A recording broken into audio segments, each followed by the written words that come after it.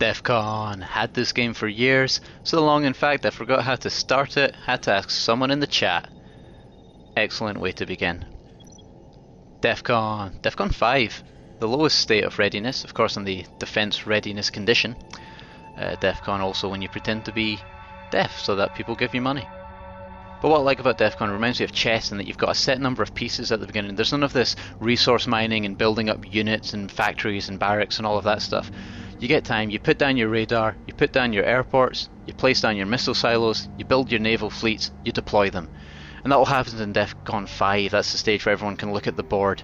And so it's different than chess because you've not got a symmetrical board, you've got the world map. So obviously certain places are going to be more strategically aligned for, say, a naval attack, and others you're going to be better at coming out the air. I, for example, like to place all of my naval fleet in the Pacific Ocean, even though I'm fighting against Africa and South America. I tend to realise this at Defcon 4, just when I then zoom in and look at the actual cities. That's the whole point of the game, is to take out the cities. How many millions of people, how many millions of their population can you take out? That's how you get points. So it's a weirdly oppressive game for one which is just so abstract in the way it looks, but this is probably how it is in command systems. I mean, I don't know. I do know, but you don't need to know that. This is how it looks, okay? I mean, the music isn't as good, but it's as abstract. You can see those ships are moving painfully slowly as I realise I put them in the wrong bloody location. So you can use Defcon 4 to ally up, and that's what I did with Sunny. We actually agreed that in the lobby. We'll both go against Punk, so that's us getting the ceasefire ratified. So now if I see his ships, we won't just automatically fire. So another thing I like the game, a lot of it runs itself. The missiles will see incoming scouting planes and will automatically fire at them. You don't need to get in there and, realise you've had an idle bot just sitting there and it's been taken out. Defcon 3. For me, that means, look again and start marking out where you're going to launch all the nukes. Because I don't really have much in terms of a long game plan. I like to launch the nukes as soon as you get them. Go for the surprise attack.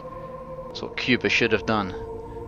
I'm going to say that I don't have a long-term plan, but I feel like I'd be able to actually come up with one in this game. Because you move through the different set phases, it's paced and it's staged. You can have your opening gambit as in chess, and then you have your middle game, and albeit a slightly more morbid and morally bleak end game. But I feel like I could actually learn this. I feel like I could actually get good at it. There's so many RTSs, I feel like I'm going up against these complete savants.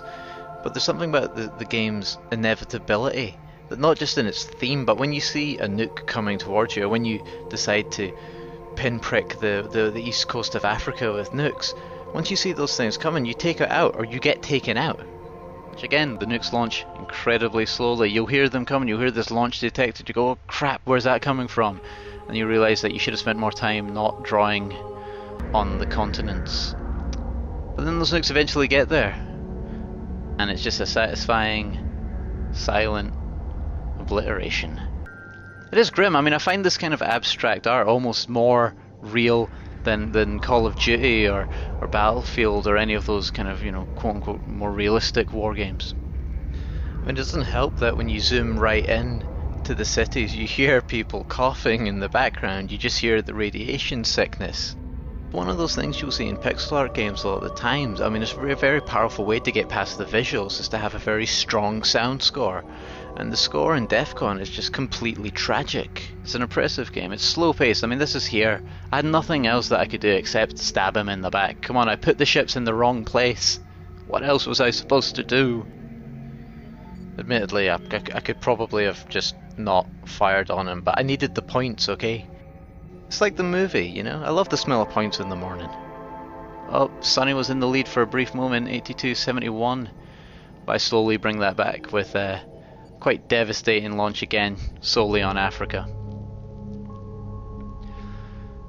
And here's the inevitable retaliation from Africa. And I launched all my nukes. Everything was gone, so it's just down to the missiles and the victory timer. Try to wait this thing out. Which in terms of thermonuclear strategy has gone a bit more rope-a-dope than I really would have wanted. But it's nice, it's a nice game to just sit back and get absorbed in. But But that's it, there's none of this StarCraft, it's over in 6 minutes. It's probably not even like, I don't even think my first match is going to last 6 minutes in StarCraft 2.